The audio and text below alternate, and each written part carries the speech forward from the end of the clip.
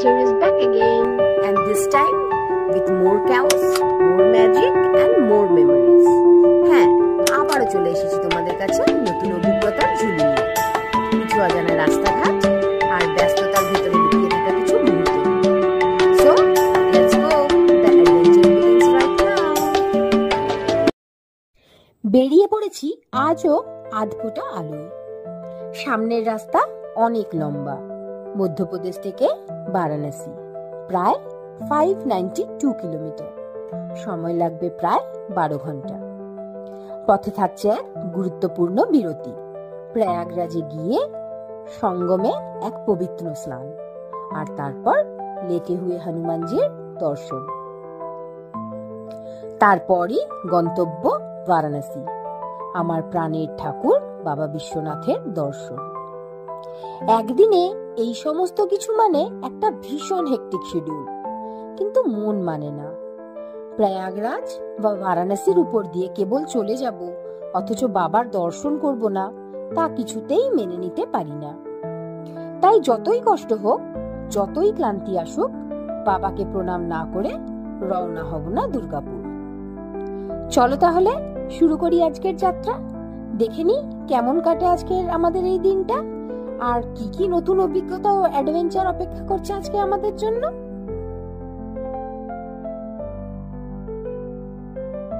কানহার জঙ্গল ছেড়ে বেরিয়ে পড়লাম গুগল ম্যাপের সাহায্যে।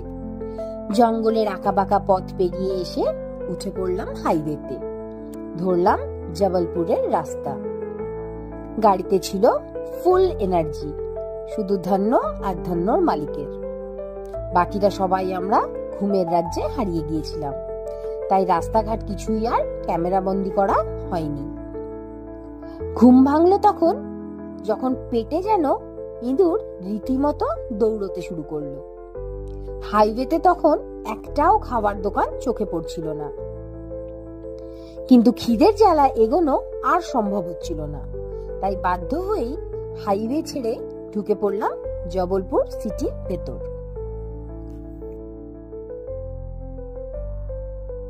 ঢুকে পড়েছি বাজারের ভেতর, আর ঢুকেই চোখ আটকে গেল, ধোঁয়া উঠছে গরম গরম ছোলা ভাটুরে থেকে এক ঠেলায়।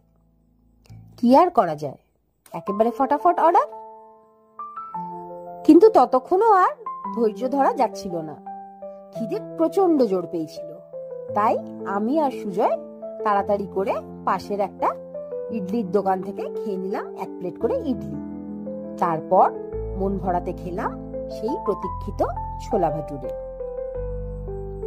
চোখ গেল পাশের এক কুল্লার চায়ের দোকানে। ভাবলাম গরমে 1 কাপ চা হবে জমে ক্ষীর। কিন্তু কাছে যেতেই চোখ আটকে গেল আরো এক আশ্চর্য জায়গায়, যেখানে সাজিয়ে রাখা নানা রকম ভুজিয়া, চানাচুর এইসব বিক্রি হচ্ছিল। এইসব তো আমার ভীষণ পছন্দ, তাই আর দেরি না করে সবই প্যাকিং করিয়ে ফেললাম, যেন রাস্তায় কাজে লাগে। শেষমেশ গরমে আর চা খেলাম না, তার বদলে গলা ভেজালাম 1 গ্লাস ঠান্ডা কুল্লার লস্যিতে। এই ছিল আমাদের আজকের প্রাতরাশ। তবে আজ আর লাঞ্চ করব না, রাতে দেব পুজো, তখনই হবে ভোগ আর ভক্তি দুই একসাথে। পুরো জবলপুর শহরটা এক চক্কর মেরে দেখে নিলাম। চোখে পড়ল শহরের রং, ভিড় আর তার নিজস্ব ছন্দ। আসলে মাথায় একটা প্ল্যান ঘুরছে, হয়তো পরের গন্তব্য হতে পারে রেওয়া কিংবা জবলপুরের বিখ্যাত ভেদাঘাট। তাই শহরটা একবার ভালো করে দেখে রাখা দরকার ছিল। এরপর বিদায় জানালাম জবলপুর সিটিকে, আবার উঠে পড়লাম হাইওয়েতে। এবার আর কোনো থামা নেই, সোজা রওনা দিলাম আমাদের পরবর্তী স্টপেজ পবিত্র প্রয়াগরাজের দিকে। দেখি সামনে অপেক্ষা করছে আরো কি কি অভিজ্ঞতা। এবার বিদায় জানানোর পালা মধ্যপ্রদেশকে, পিছনে ফেলে পা বাড়াচ্ছি উত্তরপ্রদেশের দিকে। সামনে পড়বে রেওয়া, তারপর সোজা পথ প্রয়াগরাজ। নতুন রাজ্য, নতুন রাস্তা, নতুন অভিজ্ঞতা, কিন্তু ভ্রমণের সেই চেনা উত্তেজনা যেন আগের মতোই আছে। চওড়া মসৃণ হাইওয়ে, দুপাশে চোখ জুড়ানো সবুজ, মাঝে মাঝেই উঠে দাঁড়ানো ছোট ছোট পাহাড়। কার্ভ রাস্তাগুলো যেন সোজা হৃদয় গিয়ে লাগে। প্রকৃতির কোলে বাঁক নেয় এই রাস্তা, যেন এক শান্ত রোমাঞ্চ। পথ চলতে চলতে হঠাৎ দেখা যায় ধূসর পাথরের কাঁধ ছুঁয়ে গড়িয়ে চলা ট্রাক বা দ্রুত বেগে ছুটে চলা গাড়িগুলো। কখনো রাস্তার পাশ ঘেঁষে শুটকো দোকান, আবার কোথাও চালাতে দাঁড়িয়ে বিশ্রাম নিচ্ছে পথচলিত মানুষ। আকাশটা যেন আরো নীল লাগে এই রাস্তা থেকে। উঁচু নিচু ঢেউ খেলানো পথ যেন প্রকৃতির এক আঁকাবাঁকা রেখা। এক পাশে ঝোপঝাড়, অন্য পাশে কখনো ফাঁকা মাঠ, আর সব মিলিয়ে একটা অদ্ভুত প্রশান্তি। তবে যত সুন্দরই হোক না এই রাস্তা, মাঝে মধ্যেই দেখা যায় দুর্ঘটনার দাগ, ভাঙা গার্ডরেল কিংবা রাস্তার পাশে পড়ে থাকা যানবাহনের ধ্বংসাবিশেষ, যা মনে করিয়ে দেয় এই সৌন্দর্য উপভোগের মাঝেও থাকতে হবে অনেক সাবধান। দেখুন ঠিক কেমন ভাবে উল্টে আছে একটা বাল্কার ট্রাক রাস্তার ধারে। এমন দৃশ্য দেখলেই বুক কেঁপে ওঠে, ভয়ের একটা ঠান্ডা স্রোত নেমে যায় শরীর জুড়ে। আমি আসলে খুবই ভয় পাই অ্যাক্সিডেন্ট দেখতে, আর এমন ছবি যখন সামনে পড়ে মনে হয় এই বুঝি আমার শেষ লং ড্রাইভ। ড্রাইভ করা যতই ভালোবাসি, এসব মুহূর্ত আমাকে থমকে দেয়, মনে করিয়ে দেয় একটা মুহূর্তের অসতর্কতা আমাদের জীবনের গতিপথই পাল্টে দিতে পারে। তাই সবাইকে বলবো, সুন্দর রাস্তা দেখে যেন কখনো গতি না বাড়াই, আনন্দ হোক সচেতনতার সঙ্গে। পৌঁছে গেছি আমাদের খুব চেনা এক পথ, আলাহাবাদ, আর মাত্র 134 কিলোমিটার। গাড়ির গতি যদি 60-65 আশেপাশে থাকে তাহলে আর 1.5 ঘন্টার মধ্যেই পৌঁছে যাব। বারাণসী হোক বা প্রয়াগরাজ কিংবা অযোধ্যার রাম মন্দির, আমরা বছরে কম করে হলেও 2-3 বার চলে আসি এই পথ ধরে।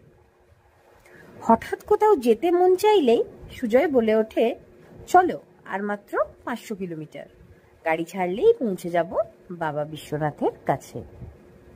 এই পথ, এই গন্তব্য শুধু একটা জায়গা নয়, এটা যেন আমাদের দুজনেরই ভালোবাসার ঠিকানা, যেখানে বারবার ফিরে আসতে ইচ্ছা করে, কোনো ডাক না এলেও। চলো তাহলে দেখা হচ্ছে এবার প্রয়াগরাজ পৌঁছে। যে শহর শুধু একটা নাম নয়, একটা অনুভূতি, একটা বিশ্বাস, একটা যোগসূত্র।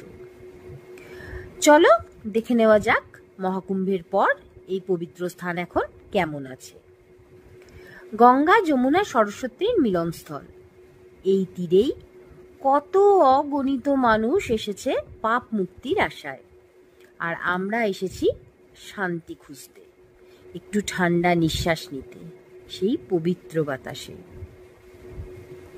দেখি তো সেই চেনা ঘাট, সেই বিশ্বাসের ঢেউগুলো এখনো ঠিক কি আগের মতোই আছে কিনা।